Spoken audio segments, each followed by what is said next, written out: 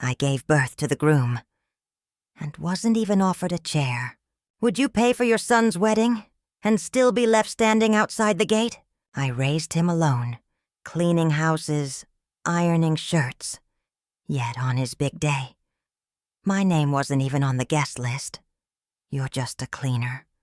Mom, he told me, this isn't your place. This isn't just about being left out.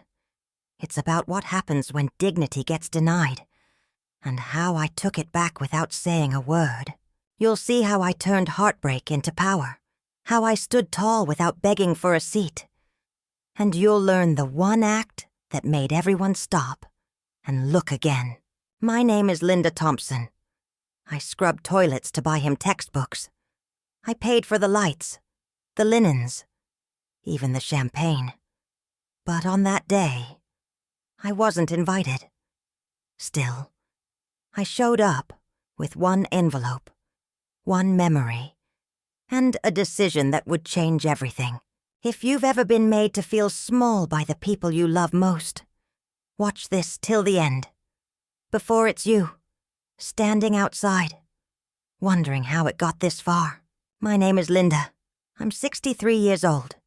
I've been a house cleaner since I was 29. I didn't choose it out of passion. I chose it because it paid, because widows don't get grace periods, and babies don't wait for grief to pass before needing formula. Daniel was barely walking when I scrubbed my first floor professionally.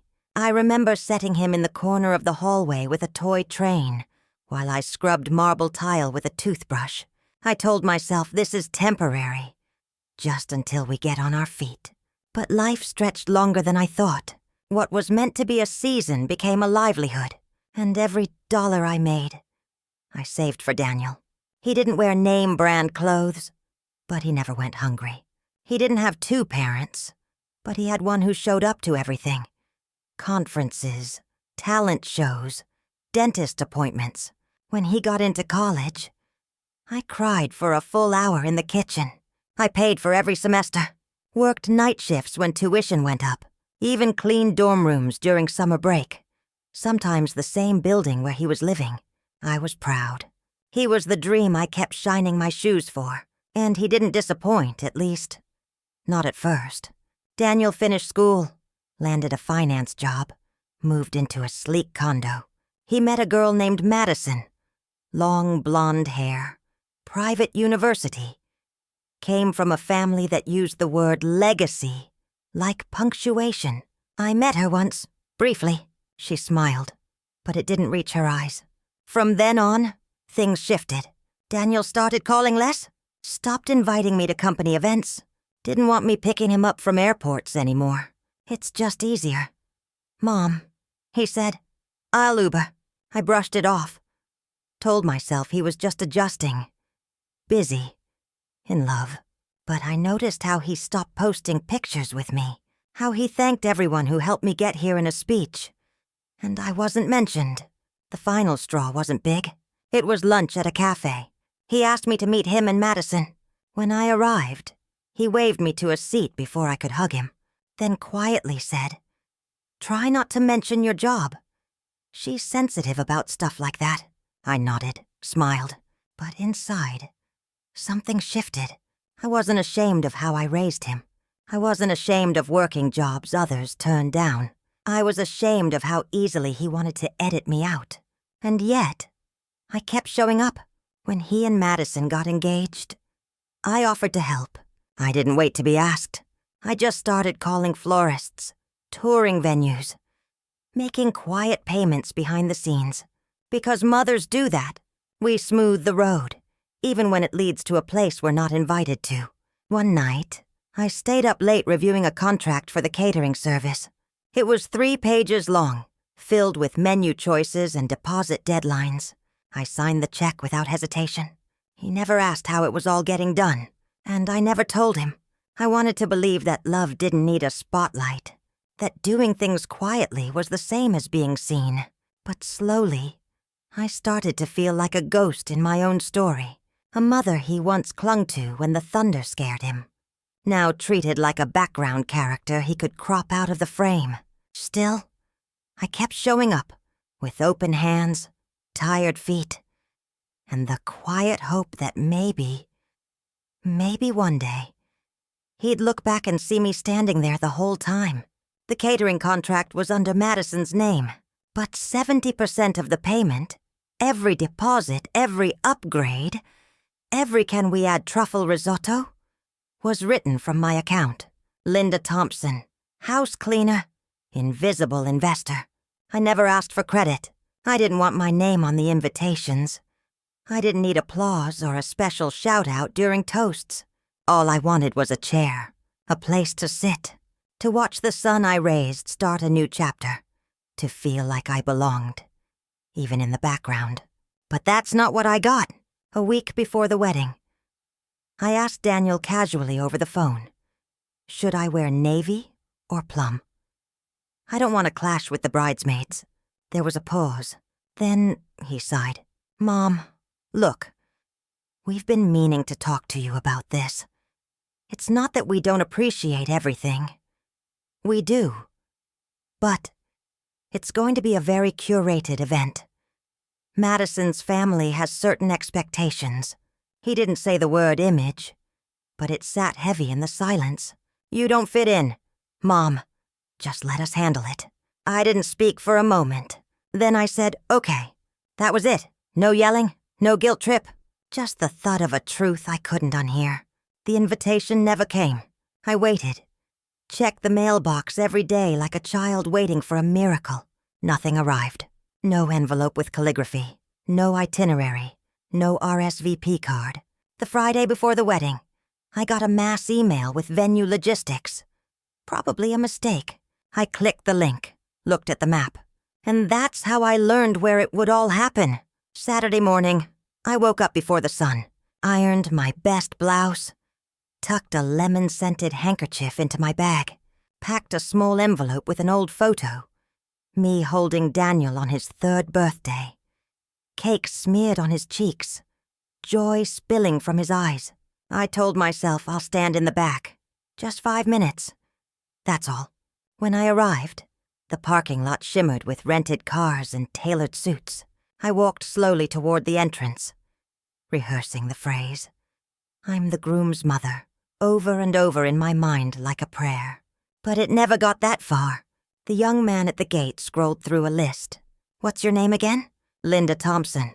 He checked once, twice. His lips pressed together. Sorry, ma'am. You're not listed. I swallowed. I'm his mother, I said, softer this time. He looked uncomfortable.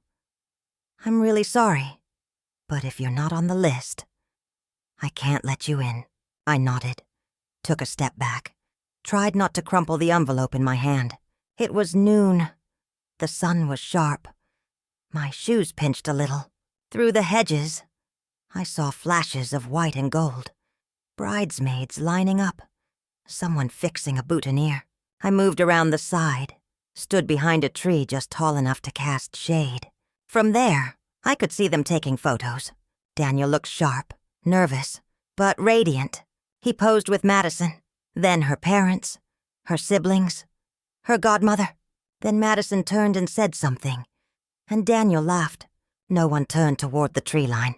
No one asked, "Where's your mother?" I could have been anyone. I could have been no one. I stood there for 23 minutes, just long enough to watch him walk into the ceremony tent.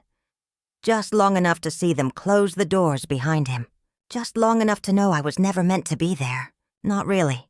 And the irony? I helped pay for the very linens they were stepping on. I paid for their fairy lights, their signature cocktails, their endless perfect moments. But I didn't belong in any of them. On my way back to the car, a caterer brushed past me, balancing a tray of hors d'oeuvres. She didn't look twice. To her, I probably looked like a guest from the earlier event. Or maybe the help. And maybe that was fitting. Because I'd spent years helping quietly, without a line in the program, without applause. That day, I realized silence wasn't noble anymore. It was erasure. I sat in my car for a long time with the window cracked open. People walked past, laughing, toasting, taking selfies. And I just sat there. The envelope in my lap had started to curl at the edges. Inside was the photo I had carried for years. Daniel as a toddler. Messy and wild and all mine. No tuxedo. No curated backdrop. Just cake and joy. I used to think love was about showing up. No matter what. About giving without asking. About believing that one day they'll see you clearly. But as the sun dipped and the parking lot emptied, something in me settled.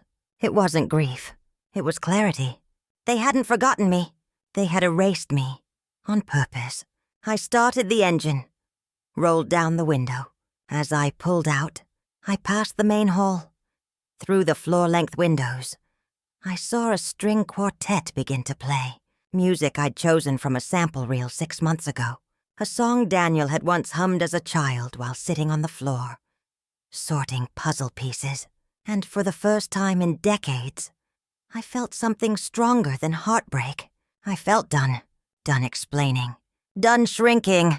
Done pretending invisibility was dignity. It wasn't.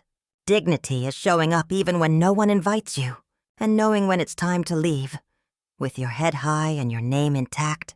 That night, I didn't cry. I made myself a simple dinner. Toasted bread, tomato soup, a single square of dark chocolate. I lit a candle. Not for ambiance, for grounding. Then I took out a blank page, not to write a letter, to take inventory of all the things I'd done for him, of the nights I worked through a fever, of the dresses I mended by hand, of the graduation party I couldn't afford but still made magical, of the scholarships I applied to for him, the lunches I packed, the car I sold. And below all that, I wrote one line.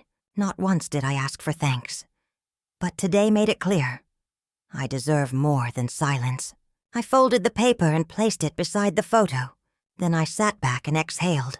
Tomorrow, I would call my lawyer, not to start a fight, just to make sure that from now on, my name, my voice, my worth would never be left off the list again. The day after the wedding, I didn't speak to anyone. I stayed home, brewed tea, and laid every receipt on the kitchen table. Catering, flowers, lighting, chairs, the sound engineer, the custom signage with their initials etched in faux gold. Each slip of paper had my name on it. I opened the drawer where I kept important documents. Insurance forms, old report cards, the deed to my own house. And then I found it. The venue agreement, months ago. I had signed the initial check to reserve the space. At the time, I let Daniel fill in the contact email and signature line, just so they'd feel included, so they could plan their perfect day. But the financial account linked to it, the legal owner of the reservation, me, Linda Thompson. I stared at the contract for a long time. There was no rage, no tears, just quiet realization. I had been written out of the wedding, but I still held the keys to the stage. I called the venue the next morning. Asked to speak to the manager. Yes, this is Linda Thompson. I said, I'm the financial party on the brownstone wedding agreement for May 14th. I'd like to confirm something. The manager was polite, a bit confused at first. But then they found the file. Yes, ma'am. The deposit came from your account. The upgrades were paid in full by the same card. So technically, I asked, the event was hosted under my name? There was a pause. Yes. Your signature is on the financial guarantee. Why? I smiled. No reason. Just good to know. I hung up, and then I sat back. For years, I had lived on the edge of permission, asking softly, waiting quietly. Not anymore. I didn't want revenge. I didn't want drama. I just wanted presence. So I called a seamstress downtown and asked if she could take in the dress I'd planned to wear. I don't need anything grand. I said, just make it fit like I never left myself behind. While the dress was being altered, I pulled out an old leather notebook, the one I used to carry in my cleaning tote, tucked next to gloves and lemon oil. It was filled with numbers, client names, sometimes a scribbled note about Daniel's homework or a lunch order he liked. I turned to the last page and wrote, this isn't for them to read. This is for me to remember. I made a list. Every school play I attended in a wrinkled uniform after working overtime. Every doctor's bill I paid in quarters and crumpled bills. Every birthday cake I baked from scratch when money ran low. Every night I sat in the dark while Daniel studied, telling myself, this is worth it. He's worth it. Then I added, and now I'm worth it too. I spent the afternoon ironing the altered dress, soft gray with embroidered cuffs, not flashy, but elegant, dignified, like the woman I was choosing to be. Then I polished my shoes, the same ones I wore the day I applied for my first cleaning job. Not out of nostalgia, out of tribute, because that version of me, the tired 29-year-old with trembling hands and a hungry toddler, deserved to walk into that ballroom just as much as anyone in heels. That evening, I walked to the mirror and looked at myself for a long time. There were lines I hadn't noticed, scars I'd forgotten, but also strength I had never dared name. I didn't practice a speech, didn't rehearse a confrontation, because this wasn't about them. This was about me, showing up fully. I placed the leather notebook in my handbag, not as evidence, as armor, a record of everything they overlooked. The next morning, I called a car service. Not a cab, not the bus. A black sedan with a driver who held the door open and called me ma'am. I didn't tell anyone where I was going. I didn't ask permission. As the car pulled up to the venue, I saw the staff sweeping the entryway, collecting petals from the night before. The garden was empty now. Silent, but I stepped out anyway. I walked the path to the ceremony tent. Empty chairs still in rows. A few leftover programs scattered by the breeze. I stood at the center aisle, not imagining what could have been, but grounding myself in what was. I whispered under my breath, "You weren't invited, but you were always essential." Then I sat on the first row, alone, and I let the silence hold me, the echo of my own heartbeat, the weight of 30 years, the dignity of not vanishing. I opened the notebook and read from the list, not out loud, just enough to feel the pages soften in my hands, as if they, too, were finally being seen. Then I closed it, smoothed the cover, and stood. I didn't stay long. Didn't need to. Some moments are for claiming, not keeping. As I stepped back into the car, I felt no regret, just presence. I didn't tell anyone I had gone. Didn't post, didn't text, didn't explain. But I think, somehow, Daniel will feel it. Not as shame, not as guilt, but as gravity. Because when a mother reclaims herself, the whole story shifts. Later that night, I lit a candle by the kitchen window, not out of habit, but as a signal to myself that something had ended and something had begun. I poured a cup of tea and sat alone. No music, no noise. I thought of Daniel as a boy, how he once said, "I want to be rich so you never have to clean again." He meant it then. I know he did. But people change. Or maybe they forget. That doesn't mean I have to. I remembered every detail of the life we built. The sacrifices, the compromises, the stubborn hope. And now, finally, the reclamation. I didn't lose my place in his story. I chose to write a chapter of my own. Quiet, simple, whole. Tomorrow, I'll put the notebook away. But tonight, it stays by my side. Like a witness, like a vow. The wedding was already in motion when I arrived. Sunlight filtered through the trees. Laughter rose from the lawn. Waiters in crisp uniforms glided between clusters of guests, holding champagne flutes.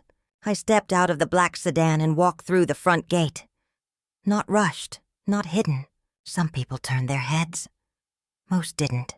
To them, I might have looked like one of the behind-the-scenes staff, a late-arriving florist, the woman who forgot to press her blouse. But I kept walking. The event coordinator near the main tent froze when she saw me, clipboard in hand.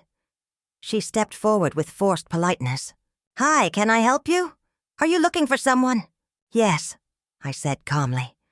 "I'm Linda Thompson." She blinked, paused, then glanced at the security guard nearby. as if calculating what to do. I'm the financial guarantor on this property today. If you check the venue record, you'll see my name is on the account. If there's an issue, please speak with the manager. I didn't raise my voice. I didn't smile. She stepped aside. I walked past her without waiting for a response. The tent was already filling. Guests in elegant dresses and tailored suits took their seats, sipping sparkling water, fanning themselves with programs.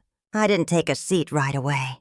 Instead, I walked to the back row, positioned myself behind a potted plant, and watched. It was a beautiful setup. Madison's family had spared no detail. Lavender garlands, gold-trimmed menu cards, a string quartet playing softly in the background. Everything looked effortless, which meant someone had worked very hard to make it that way. I knew, because that someone had been me. The music shifted. The MC stepped up and welcomed everyone. A few people clapped. Glasses clinked. Then came the line. And now, we'd like to welcome the family of the groom, Daniel's loved ones who helped him become the man he is today. People turned, looked around. There was Madison's family, lined up perfectly, and silence on the other side. No one moved. So I did. I walked, slow, steady, down the center aisle. Whispers bloomed on either side of me. Some jaws tightened, some eyes widened. A few people began whispering into phones. I climbed the small stage. The MC looked confused. She leaned in and asked, "Do you have a speech prepared?" "No," I said, "just a document." I pulled a folded sheet from my bag and handed it to her.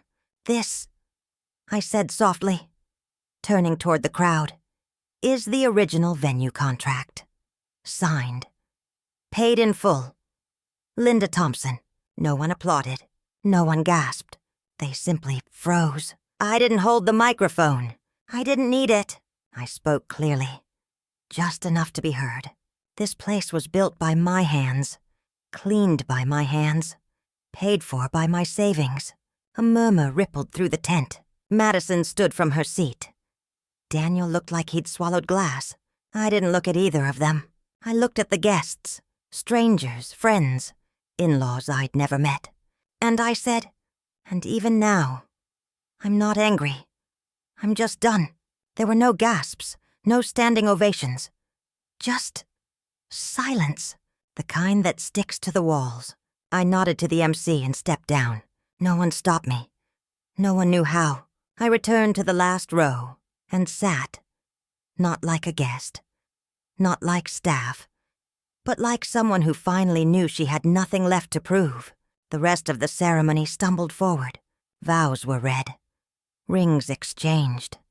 Someone tried to make a joke. It landed like lead. I watched without emotion, not out of coldness, out of calm. Madison kept glancing my way. Daniel never met my eyes. When the final kiss came and applause trickled through the tent, I stood, not to rush out, to stretch, to feel the weight of my own spine holding me up. Outside, the cocktail hour began.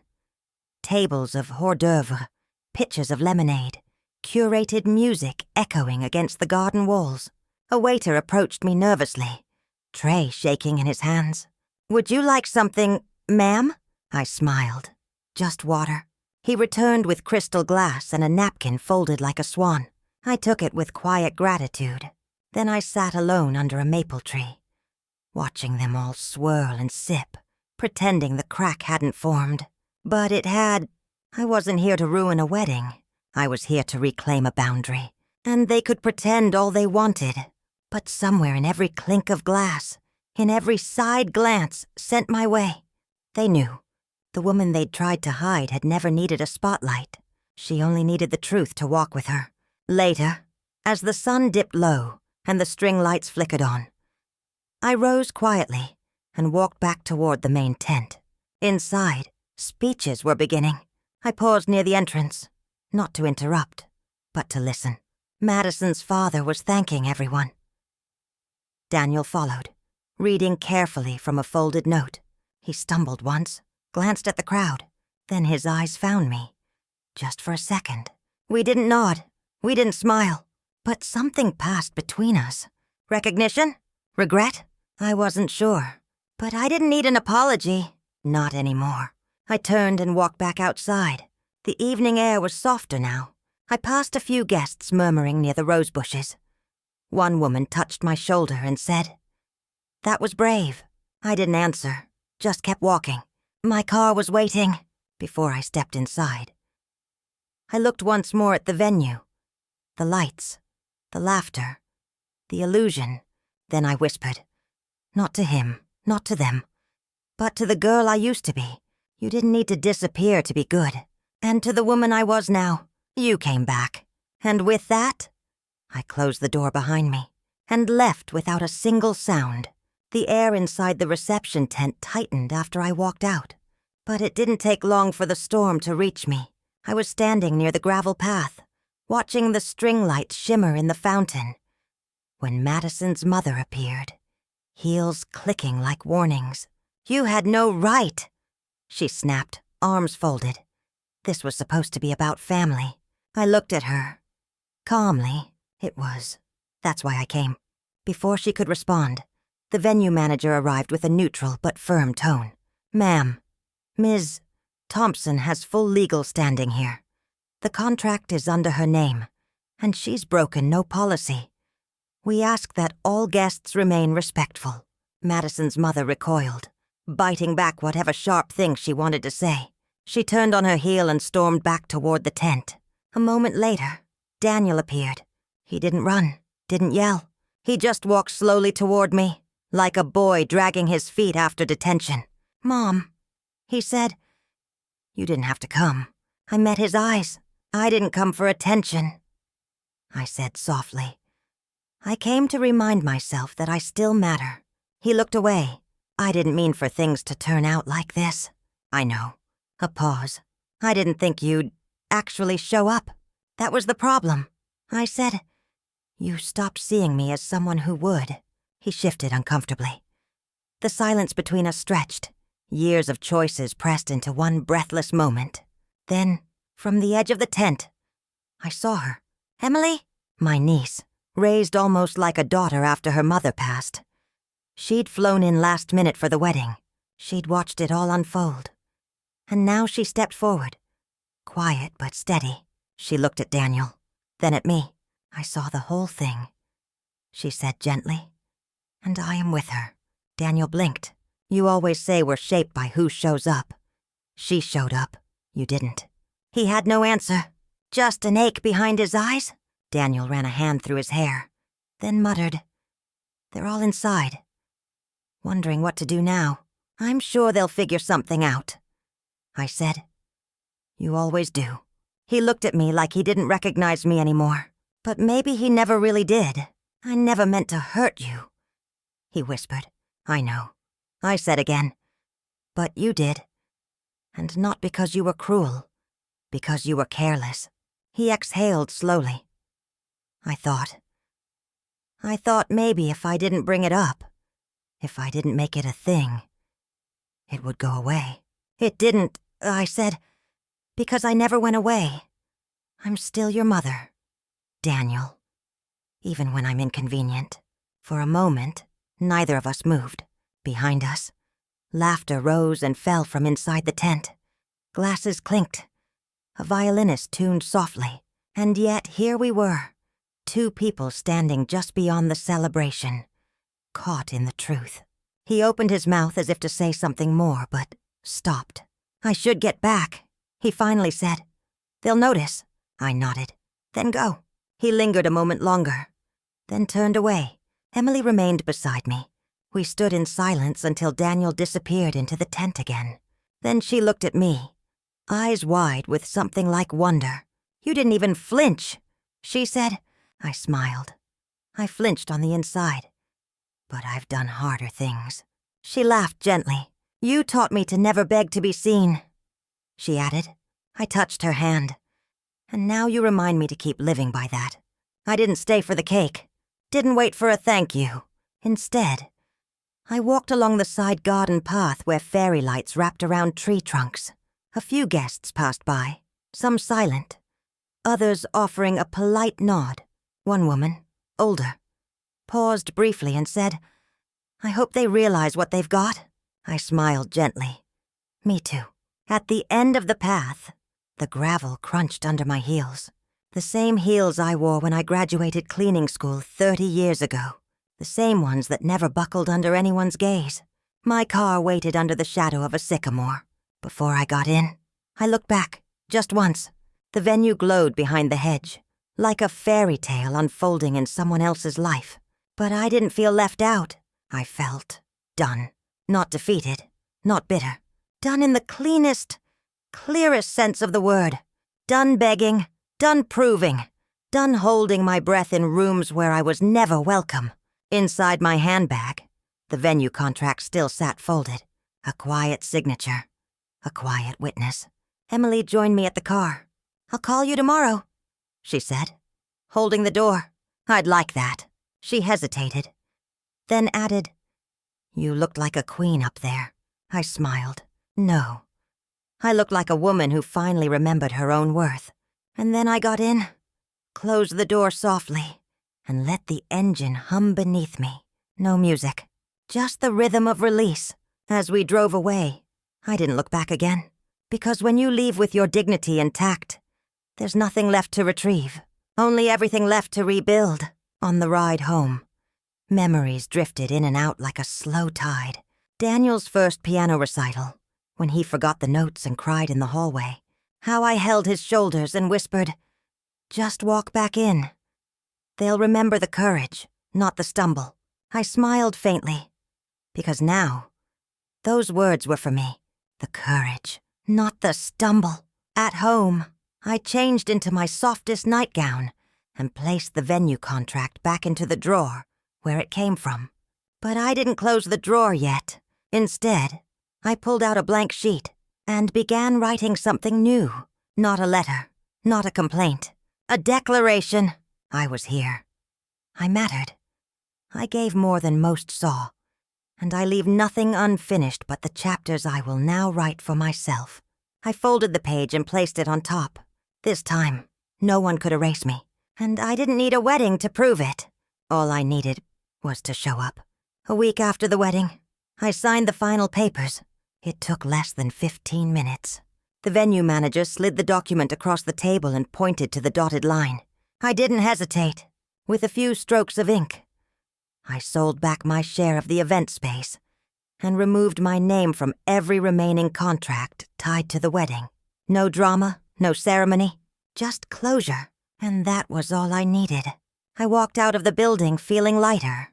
There was no applause, no witnesses, just the hum of traffic and the quiet shift of something heavy finally being set down. That night, I sat at my kitchen table, folded my apron for the last time, and made a quiet decision. It was time to go. 3 days later, I packed a single suitcase, sold my house to a family that smiled with their whole faces, and I moved south. Not far, just enough. Enough to smell salt on the morning wind. Enough to hear seagulls when I left the window open. I found a small cottage near the shore. White shutters. Old oak tree out front. A porch with chipped railings and a bench perfect for quiet tea. The kind of place where no one knew me as the cleaner or the mother of the groom. Just Linda. One morning, as I was hanging chimes on the porch, a car pulled into the gravel drive. It was Emily. She stepped out quietly, holding a bouquet of wildflowers and an envelope tucked under her arm. "I wasn't sure if you'd want company," she said. "I always have time for people who don't erase me." I replied with a soft smile. We sat on the porch. The ocean wind lifted strands of her hair as she laid the envelope on the table. "I canceled the honeymoon," she said, eyes scanning the horizon. Told him I needed time to think, to unlearn some things. I didn't ask what they were. She would tell me in time. Or not. That was her journey. She handed me the flowers. "These are for the parts of you I didn't know how to thank before." I took them. You just did. Later, after she left, I brewed chamomile and walked to the small desk by the window, pulled out a clean piece of paper and began writing a new will. This time, there were no illusions, Daniel's name didn't appear, not once, except in the footnote, where I wrote, "Daniel is not included until he learns the meaning of dignity." It wasn't punishment. It was clarity. I didn't write it out of vengeance. I wrote it out of truth. Truth has edges, but it also has integrity. I placed the will inside a wooden box, alongside a seashell Emily had picked up during our walk, and a photo of myself, alone, smiling. Wind in my hair. For the first time in years, I felt like the person in the picture wasn't performing. She was just being.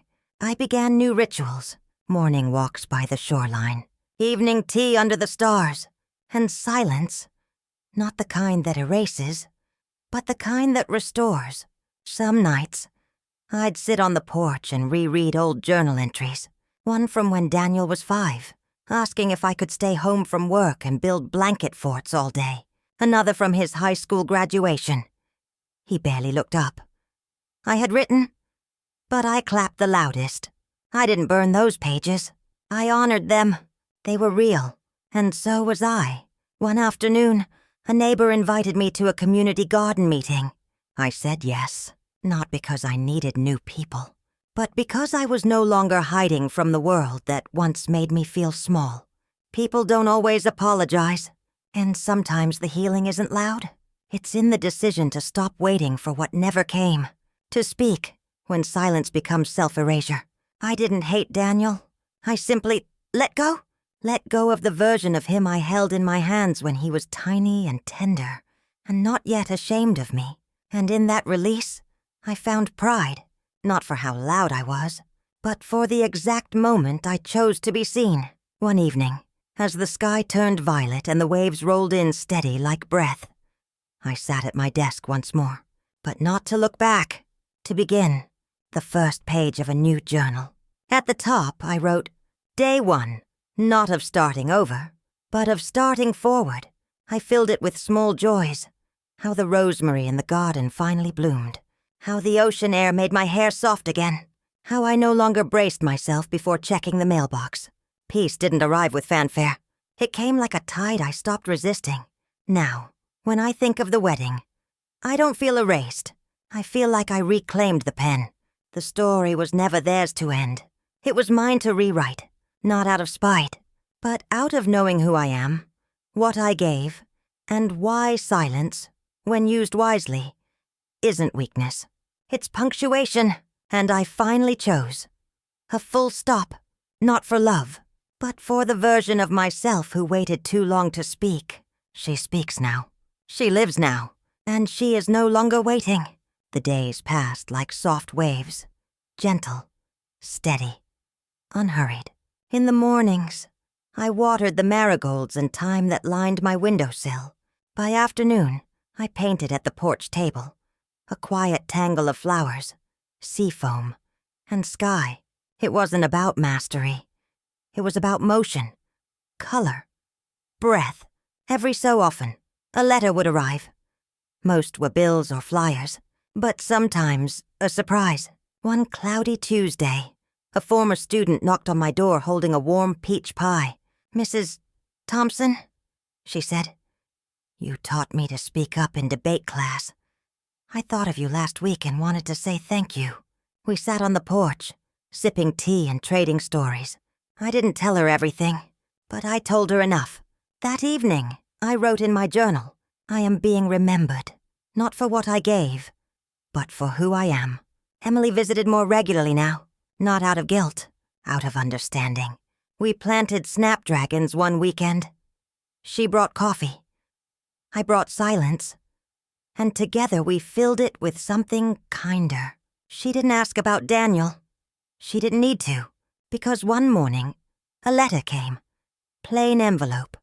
No return address. But the handwriting was familiar. Inside one page, 6 lines. I saw you at the wedding. I saw everything. I wanted to run, to hide, to pretend it didn't matter. But it did. I regret it all. I'm sorry. I don't expect forgiveness. I read it once, then again, then folded it carefully and placed it inside the wooden box where I kept my will and that photo of myself by the sea.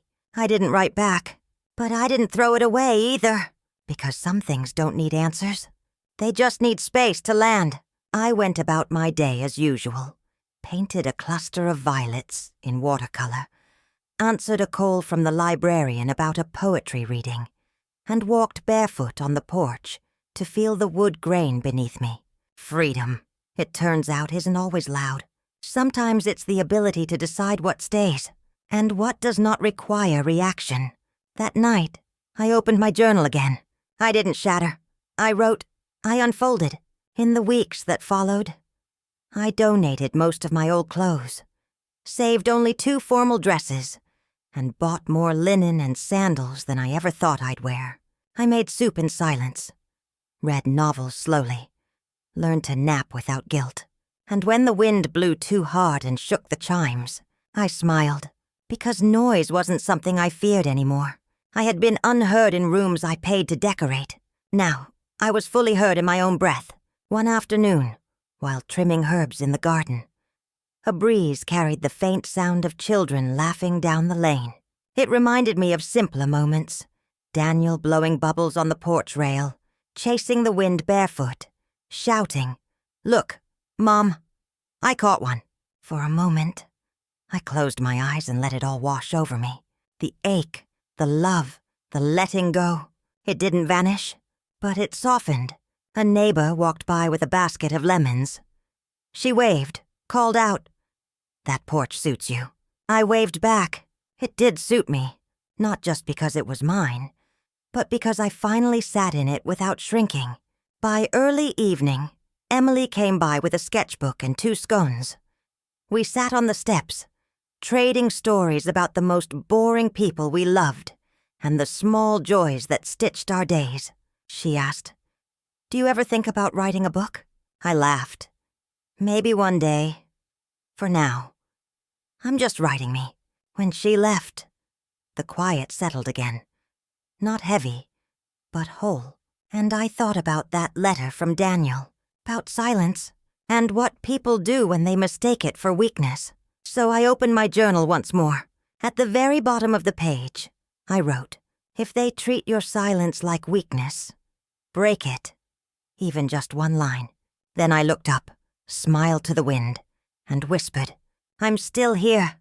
That night, I lit a single candle by the window, not because I needed light, but because I wanted a witness to all the versions of me that had come and gone. The woman who scrubbed baseboards at dawn, the mother who clapped alone in bleachers, the guest who wasn't listed, and the voice who stood anyway. They all mattered, and now they were part of someone whole. I poured tea, wrapped a shawl around my shoulders, and stepped out to the porch again. No noise, no expectation, just me, the moon, and the sound of my own breath. Unapologetic. Inhale, exhale. So if someone, somewhere told you your story didn't matter, let mine remind you. It always did. You do. You still can. All it takes is 1 line.